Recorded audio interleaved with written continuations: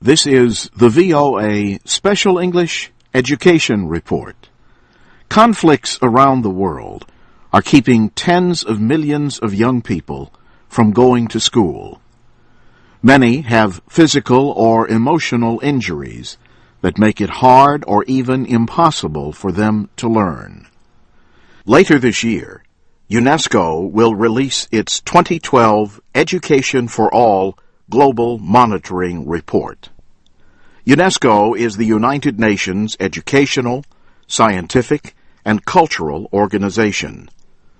The yearly publication is part of a global campaign to provide primary education to all children within the next 3 years. The report documents the situation in countries that have made the least progress toward the Millennium Development Goals. These goals require universal primary education and equality for boys and girls in schooling by 2015. Pauline Rose is the director of the report. In the 35 conflict-affected countries, we find 28 million children out of school. In some countries, it's just that schools aren't even accessible in conflict zones. The teachers aren't there. The schools are sometimes even attacked. The Geneva Conventions bar the targeting of public places like schools and hospitals. In some cases, schools are targeted because they represent the government.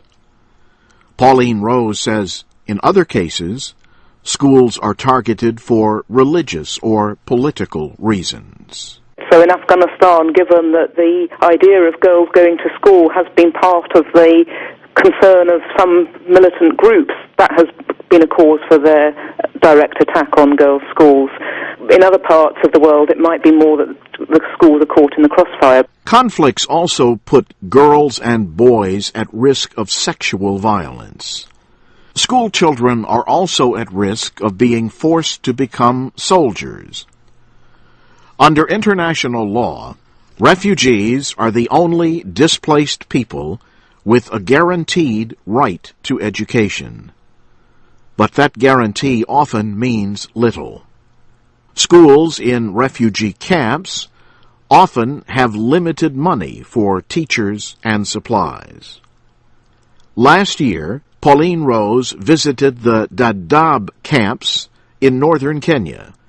Those camps shelter more than 250,000 refugees from Somalia. So you have half of children without any access to school. You have sort of classes of over 300 children, and just the conditions getting worse and worse.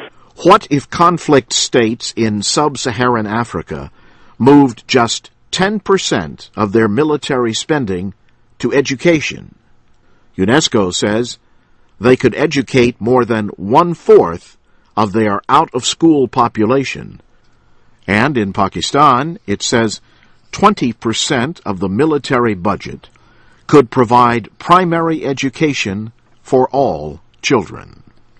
But one country has been a real success story. For years, Botswana has used its wealth from diamond exports to finance universal primary education and to create a skills base for its growing economy.